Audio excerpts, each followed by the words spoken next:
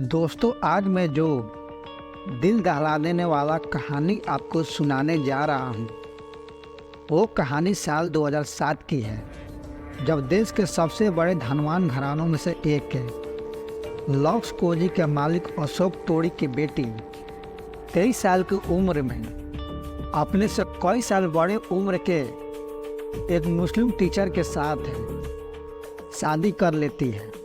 पिता अशोक तोड़ी को ये शादी बिल्कुल नामंजूर था और वो इस शादी को तोड़ने के लिए किसी भी हद तक जा सकते थे। वहीं दूसरी तरफ प्रियंका और रिजवान एक दूसरे से बेहद प्यार करते थे। वो किसी भी हाल में एक दूसरे को छोड़ने के लिए तैयार नहीं थे। फिर एक दिन रिजवान की शव कोलकाता के पटरियों पर कटी हुई मिलती है। पुलिस अपनी जांच के बाद इस हत्या को आत्महत्या बताती है, जबकि परिवार के लोग एक सोची समझी साजिश करार देते हैं। फिर यह मामला कोलकाता हाई कोर्ट में पहुंचता है और लंबे सुनवाई के बाद जब कोलकाता हाई कोर्ट इस केस पर अपनी फैसला सुनाती है तो वो और भी चौंका देने वाला था। आखिर कोलकाता हाई कोर्ट ने इस केस पर अपना जजमेंट क्या दिया था? आखिरकार रिजवान की मौत एक आत्महत्या थी या कोई एक साजिश है? आज के कहानी में यही जानने के प्रयास करेंगे, क्योंकि यह कहानी सचमुच में बहुत ही ज़्यादा दिलचस्प है। दोस्तों, कहानी की शुरुआत होती है कोलकाता के एक बड़े और मशहूर इंस्टीट्यूट से। दोस्तों, लॉक्स कोजी के मालिक हैं अशोक तोड़ी अपनी बेटी प्रियंका के 23 साल की उम्र हो जाने पर उसकी आगे के पढ़ाई के लिए कोलकाता के एक बड़े इंस्टीट्यूट में उसका दाखिला करवा देते हैं, जहां प्रियंका को पहली बार रिजवान उर रहमान नाम के एक ग्राफिक टीचर से मुलाकात होती है। पहली मुलाकात में वे दोनों एक सामान्य टीचर और स्टूडेंट के समान ही व्यवहार करते हैं। इन दोनों के बीच ऐसा कुछ भी नहीं था जिसे प्रेम कहा जा सके, मगर धीरे धीरे समय गुजरता है और पढ़ने पढ़ाने के दौरान प्रियंका और रिजवान एक दूसरे के काफ़ी करीब आ जाते हैं। फिर एक समय ऐसा भी आ जाता है जब वे दोनों एक दूसरे से मुलाकात नहीं करते तो उन्हें ऐसा महसूस होता था कि जैसे कोई अपना उनसे बिछड़ गया हो, और जैसे जैसे उन दोनों का प्यार परवान चढ़ता जाता है, वे दोनों एक दूसरे के साथ जीने मरने की कस्में खाने लगते हैं। और 28 अगस्त 2007 को रिजवान और प्रियंका की ज़िंदगी का वो दिन भी आता है जब रिजवान और प्रियंका चुपचाप बिना परिवार वालों को बताए शादी कर लेते हैं। शादी के बाद भी रिजवान प्रियंका को अपने घर पर नहीं ले जाता है। प्रियंका शादी के बाद भी अपने पिता के बड़े बंगले में ही रह रही थी। अब तक प्रियंका के परिवार वालों को प्रियंका के शादी के बारे में कुछ भी मालूम नहीं चला था। फिर 31 अगस्त को प्रियंका किसी काम का बहाना बनाकर अपने घर से बाहर निकलती है। फिर वह सीधे रिजवान के घर चली जाती है। इसके बाद वह अपने पिता के घर वापस नहीं लौटती है और फ़ोन लगाकर पिता को अपनी शादी के बारे में सारी कहानी बता देती है। और जैसे ही पिता अशोक तोड़ी को अपनी बेटी के शादी एक मामूली से मुस्लिम युवक से शादी होने के बाद मालूम चलती है, तो उनका गुस्सा 7वें आसमान पर पहुंच जाता है। रिजवान उसके हैसियत के हिसाब से कुछ भी नहीं था। रिजवान जिस घरों में रहा करता था, वैसे घरों में प्रियंका के घर के नौकर रहा करते थे। प्रियंका अपने पिता के बंगले में रानी बनकर रहा करती थी। उसके लिए कई नौकर चाकर रखे गए थे, मगर वह जिस रिजवान के घर में रहने आई थी, वह घर उसके नौकरों के हैसियत के बराबर भी नहीं था। मगर इसके बाद भी प्रियंका रिजवान के इस छोटे से घर में बहुत ज़्यादा खुश थी, क्योंकि वह जिस लड़के से प्यार करती थी, आज उसी लड़के के बीवी बनकर वह उसके घर आई थी। दूसरी ओर प्रियंका के पिता इस शादी को हर हाल में तोड़ देना चाहते थे। उनको ये रिश्ता किसी भी कीमत में मंजूर नहीं होता है और वे रिजवान के परिवार वालों को धमकियां दिलवाना शुरू कर देते हैं। रिजवान के परिवार वालों को गुंडों से डराया और धमकाया जाता है और उन पर प्रियंका को घर भेजने के लिए दबाव बनाया जाता है। वहीं दूसरी तरफ प्रियंका और रिजवान एक दूसरे से बिल्कुल अलग होना नहीं चाहते थे। वे अलग होने की कल्पना कभी सपनों में भी नहीं कर सकते थे। फिर रिजवान और प्रियंका मिलकर कोलकाता पुलिस को एक पत्र लिखते हैं जिसमें वे अपनी सारी कहानी बताते हैं और कोलकाता पुलिस से अपनी सुरक्षा की मांग करते हैं। मगर उन्हें क्या पता था कि वे जिस कोलकाता पुलिस से अपनी सुरक्षा की मांग कर रहे हैं वही कोलकाता पुलिस दोनों को अलग करने के लिए हाथ पैर धोकर पीछे पड़ जाएगी। कोलकाता पुलिस पत्र लिखे जाने के बाद रिजवान को बार बार थाने में बुलाकर प्रियंका को उसको घर भेजे जाने का दबाव बनाने लगती है। मगर रिजवान यहाँ भी किसी के दबाव में नहीं आता है और सारे डर और खौफ को दिल में समाये हुए अपने विश्वास को जमाए रखता है।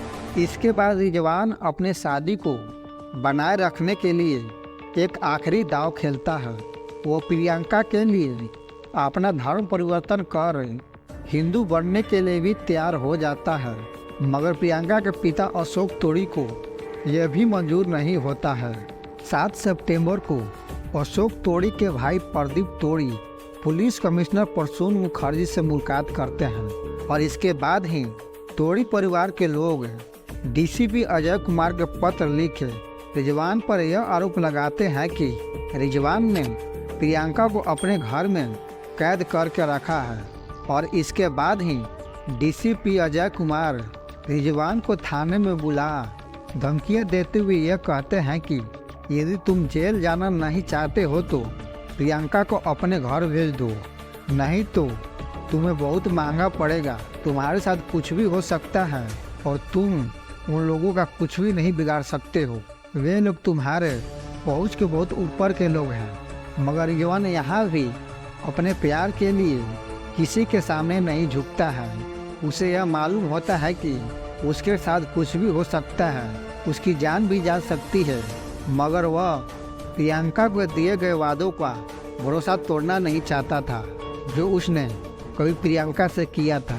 तभी 8 अगस्त को प्रियंका और रिजवान को यह खबर मिलती है कि प्रियंका के पिता अशोक तोड़ी का तबीयत बहुत ज़्यादा खराब हो गया है और वे आखिरी बार प्रियंका से मिलना चाहते हैं। प्रियंका भी पिता के बीमार होने की खबर सुन थोड़ा दुखित हो जाती है और उसके मन में भी अपने पिता से मिलने की लालसा लग जाती है। और इसी दौरान प्रियंका के एक रिश्तेदार उससे मिलकर यह भरोसा दिलाते हैं कि पिता से मिलने के बाद तुम्हें रोका नहीं जाएगा और तुम्हें यहाँ पहुँचाने की जिम्मेवारी मेरी होगी। इसके बाद प्रियंका अपने पिता से मिलने के लिए अपने घर चली जाती है, जहाँ जाने के बाद उसे वापस रिजवान के घर जाने नहीं दिया जाता है। उसे कमरे में कैद कर बंद कर दिया जाता है। फिर इन दोनों के आखिरी बातचीत 11 सितंबर को होती है और इसके बाद ही रिजवान की आवाज़ हमेशा हमेशा के लिए खामोश हो जाती है। 21 सितंबर 2007 को अचानक रिजवान की एक रहस्यमयी मौत हो जाती है। उसका शव कोलकाता के रेल पटरियों पर काटा हुआ मिलता है और उसके सिर के पीछे एक गहरा निशान होता है। पुलिस जांच के बाद इस मामले को आत्महत्या बताती है और रिजवान के परिवार वाले इसे हत्या करार देते हैं। रिजवान के परिवार वाले पुलिस पर यह आरोप लगाते हैं कि पुलिस कातिल को बचाना चाहती है, इसलिए पुलिस आत्महत्या के फेक इंक्वायरी चला रही है।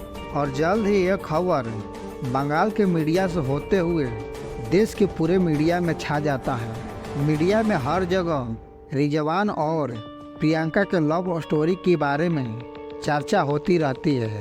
फिर देखते ही देखते पूरा बंगाल हिंसा के आग में झुलस जाता है।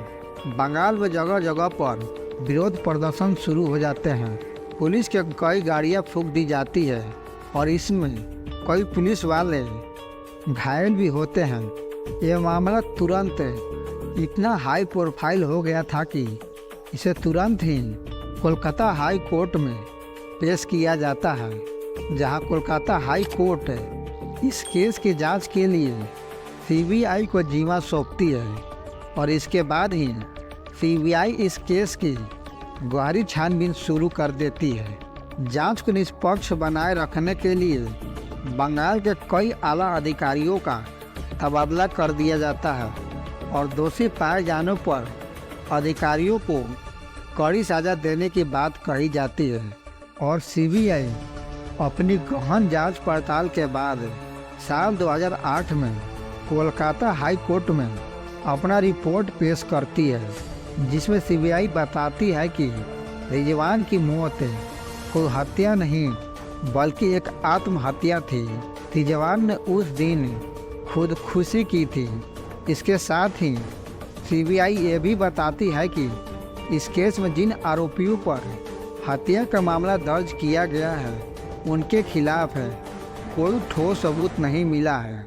मगर रिजवान के माता पिता सीबीआई के इस रिपोर्ट को मानने से इनकार कर देते हैं और केस की आगे की सुनवाई के लिए सीबीआई के रिपोर्ट के खिलाफ सुप्रीम कोर्ट में अपील दाखिल करवाते हैं, जहां सुप्रीम कोर्ट भी सीबीआई और हाई कोर्ट के फैसले को बरकरार रखते हुए इस अपील को खारिज कर देती है और साल 2010 में कोलकाता हाई कोर्ट के आदेश पर सीबीआई इस केस को बंद कर देती है।